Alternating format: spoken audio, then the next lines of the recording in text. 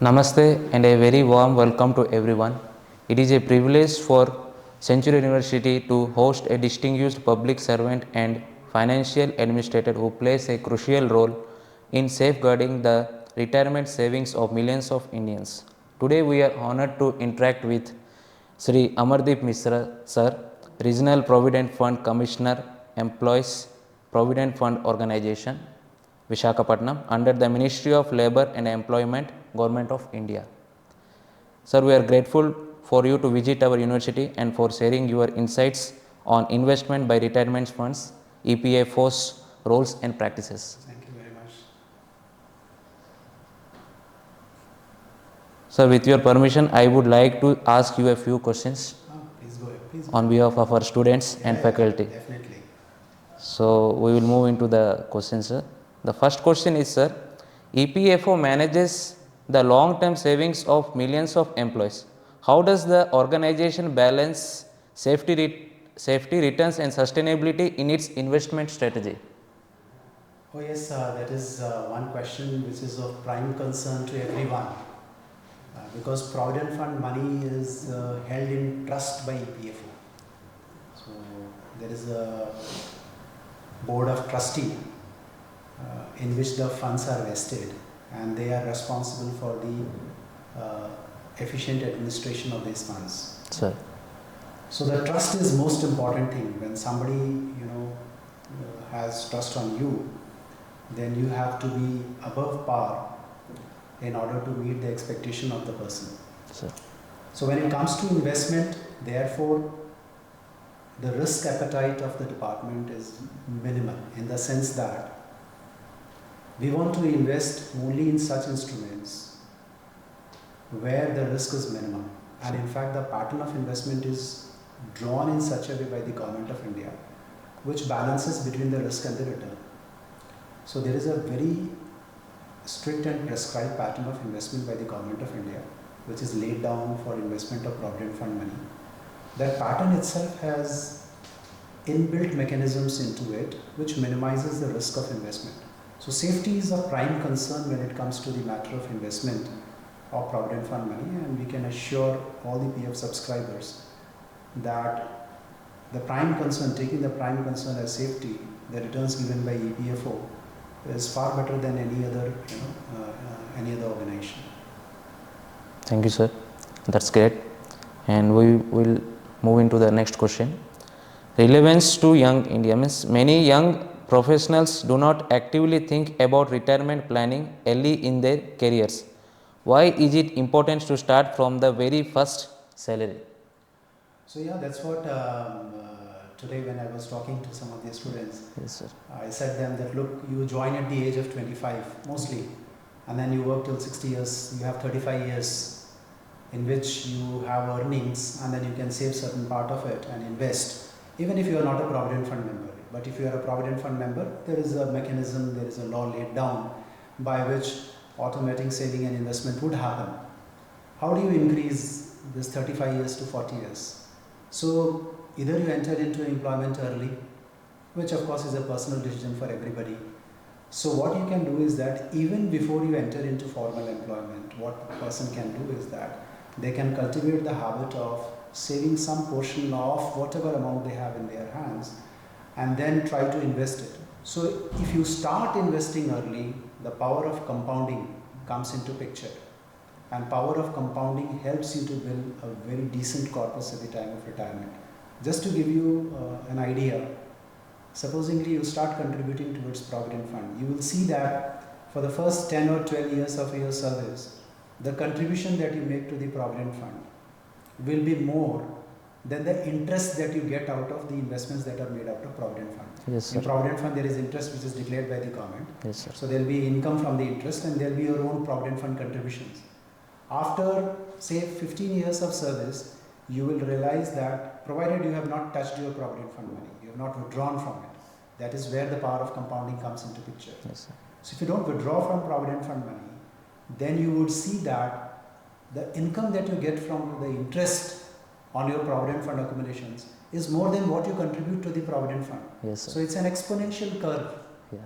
And after certain years of service, the steep portion of the curve will come into picture. Yeah. But for that to happen, my advice is that don't touch Provident Fund money Yeah. unless or until there is a dire necessity to do so. Yeah. So that is how the youth, the young generation who are entering into employment can build a good retirement corpus which will help them to fund their post-retirement life. Okay, sir. Thank you, sir. Thank you for your explanation about Provident Fund. And next, we will jump into the next question. Could you briefly explain how EPFO approaches diversification across government?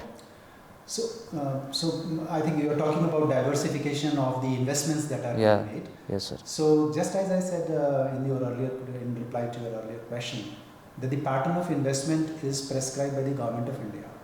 The pattern is such that it takes into consideration different asset classes. One of the mantra of reducing risk in any investment is to diversify the investment.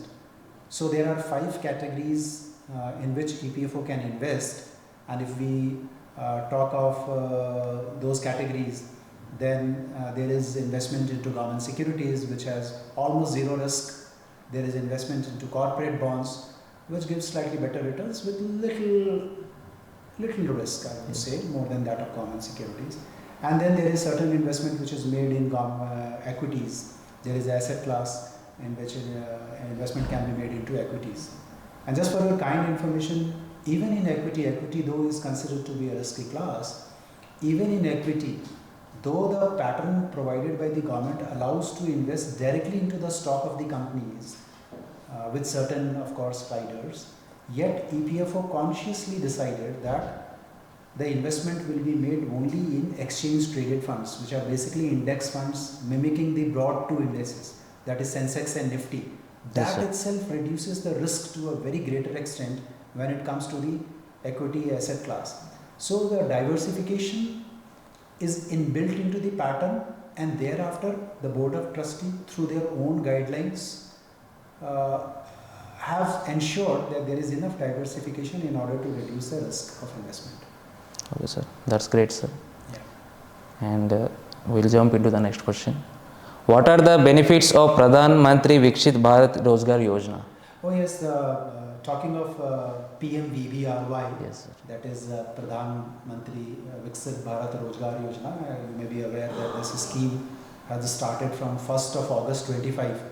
Honorable Prime Minister in his Independence Day speech did mention about this scheme, and the outlay of the scheme is close to 1 lakh crore.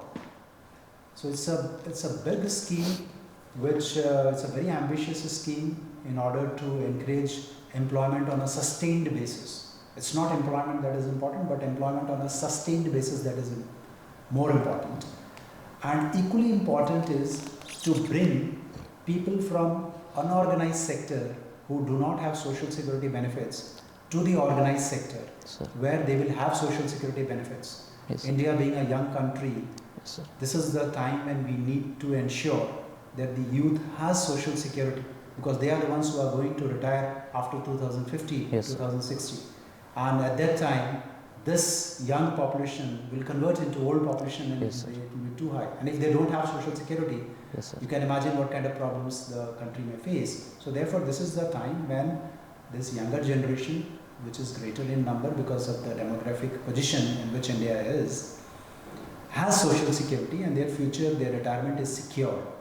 So with this intent, this scheme was launched, and I had already discussed that there are benefits under this scheme which are available to the employees, that means the first time joinees who will be entering into the organized employment for the first time, into who would be joining a company where there is Provident Fund. Their universal account number, that is UN, would get generated for the first time.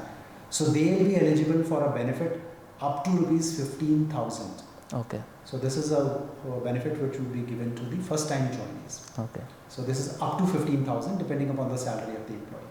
Then there is a benefit which is also available to the employer. Mm-hmm. So such employers will get the benefit who are able to add employment strength, that is increase the employment, create additional employment. Okay. So if additional employment is created, and again establishments are divided into 2 categories, less than 50 and above 50. So if establishments having less than 50 employees are able to create 2 additional employment, again on a sustained basis. It is not that they create employment for 2 months and then they go back to their original figure.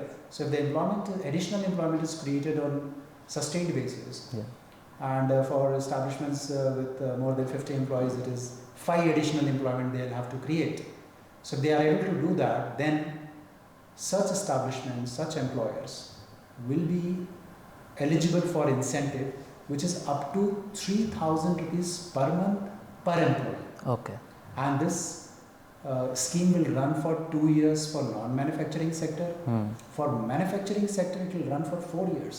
Okay, that's great. Yeah, because this is the sector where more and more employment needs to be generated, and the contribution of the manufacturing sector to the GDP needs to be increased.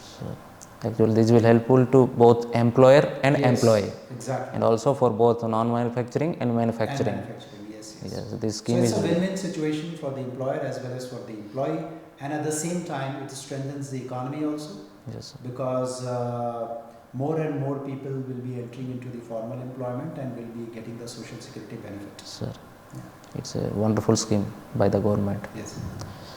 And next we will jump into the next question, sir. EPFO has embraced digital transformation in recent years. How has technology strengthened service delivery and compliance?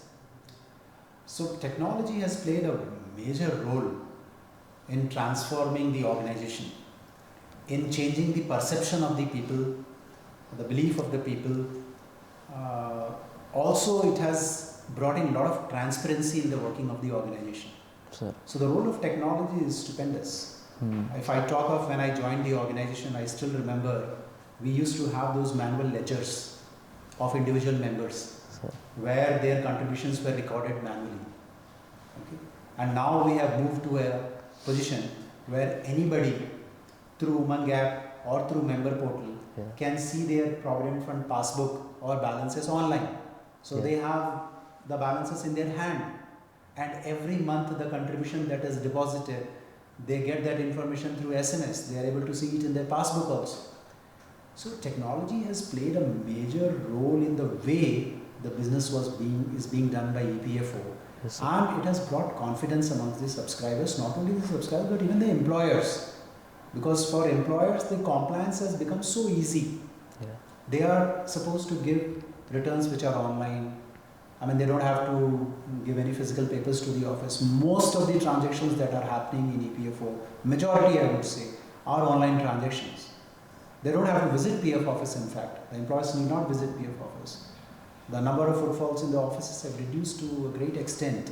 Okay. I have been talking to some of the employers who have never visited PF office physically. They obtained a code number registration online, and thereafter they have been paying the dues online, filing their returns online. Okay. Their employees have been getting the benefits online. Okay. So there has been no need for them to come to PF office. And even when there have been some inquiries in case of defaulters, there is a procedure to do the assessment of the dues. The assessment of the dues are also happening through virtual hearings. So we are now having virtual hearings. Yes. So the employee doesn't have to come to the office and attend those hearings. It can be done virtually. So technology has played a great role in changing the way the business is being done by the organization. At the same time, it has brought in a lot of transparency. A lot of things are now available online. Anybody can see it. Anybody can access it. And it has made things easy for the subscribers as well as for the employers. That's great, sir. So we will jump into the one final question. How do factors like inflation, interest rates, and broader economic policy influence retirement fund investment decisions? Oh, that directly impacts, in fact, the Provident Fund subscriber, I would say.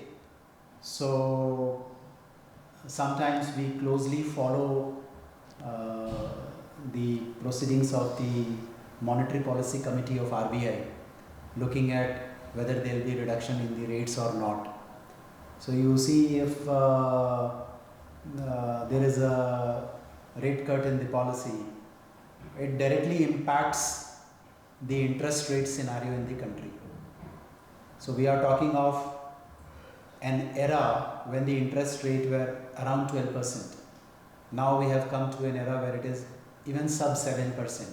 If I talk of government securities, rate of the government securities, the central government securities, if I talk of 10-year GSEC, it is sub 7. Okay. So the interest rate definitely will impact the interest rate declared by the EPFO, because it impacts the earning of the EPFO. One. Second, talking of inflation, we discussed with the students also, Yes, sir. that you are going to retire somewhere in 2060, Yes. and you think money in today's term. So if you have 1 crore in your hand, you think it's sufficient. But the value of 1 crore which you get in 2060 today will be far lesser. Yes, sir. So that is where inflation comes into picture.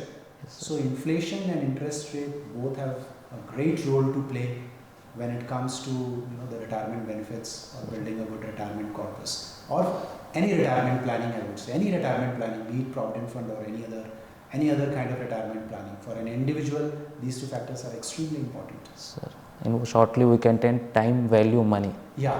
So the time value Money. Yeah, that's Yeah. correct.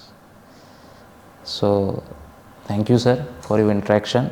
And sir, as you interact with the students at Centurion University, what message would you like to share with young minds about financial discipline, responsible citizenship, and long-term wealth creation? So only regarding the financial discipline, I was jokingly telling them that why don't you negotiate with your parents to get some extra pocket money. So that extra pocket money which you get should not be used for consumption. Sir. It should be used for saving and investment. Yes, sir. Start saving early. Cultivate that habit of starting to save early in your life and investing it. Most importantly, that you have to invest it. You just can't keep the money with you, because inflation will eat into your money. So the younger students, the sooner they realize this, the better for them. They'll be able to have a very good corpus at the time that they retire. Whenever they choose to retire, they'll have a very good corpus in their hand. Financial planning is equally important for them, because as a student, one can understand that they would be either entering into the employment or they would be generating employment for somebody. So if they are able to inculcate this habit of saving and investment, it will even help them when they enter into employment or they are able to create employment. What was the third part of the question? Sir. Any other, yeah. So my simple message regarding, Yeah, your simple message. Students. regarding finances to the students is that start saving and investing as early as possible in your career. Okay, sir. Thank you so much, sir, for your good interaction. And we have also learned so many things from you, and about the EPFO, and about the Provident Fund, and about the savings, and about the financial things also. Thank you so much, sir. And I will use this opportunity just to give one small message. Sir. Since we are in Andhra Pradesh, which has a very large coastline, Yes, sir. and if you travel from southern part of Andhra Pradesh to northern part of Andhra Pradesh along the coast, you would see the Bay of Bengal. Sir. And there are several rivers which are flowing into Bay of Bengal. I also happen to spend some of my time near the coastal area, since I'm lucky enough to be posted in Visakhapatnam. At least in a week, I always am near the sea. Sir. So I see a lot of, and when I go into the sea, I see a lot of plastic in the sea. Sir. So my appeal to the younger generation and to the students is that Sir. start consuming less and less plastic as much as you can, because all the plastic that we see on the land Sir. ultimately lands into the sea. Yes, sir. And sea is becoming a huge dumping ground Yes, sir. for the plastics. The drains that are flowing into the sea, the rivers that is going into the sea are carrying a lot of plastic with them. Sir. So my appeal, another appeal to the students is that at least since we have such a beautiful coastline, such beautiful beaches here in Yes, Andhra sir. Pradesh, and such beautiful water, I would Yes, sir. say, greenish blue water. Yes, sir. So let's be a little bit sensitive, and as far as in whatever possible way, if we can reduce the plastic consumption in our life, it will go in a long way in reducing the plastic pollution which is going into the oceans. Definitely, sir. We will take this matter in a serious way. Thank you. And Thank you very much. thank you, sir. Thank you. Thank you for your valuable time and for sharing such insightful perspectives. At Centurion University, we believe in bridging academia with real-world leadership, and today's interaction truly reflects the commitment. On behalf of our management, faculty, and students, we extend our sincere gratitude to Shri Amardip Mishra sir for inspiring us with the experience and vision. Thank you for watching.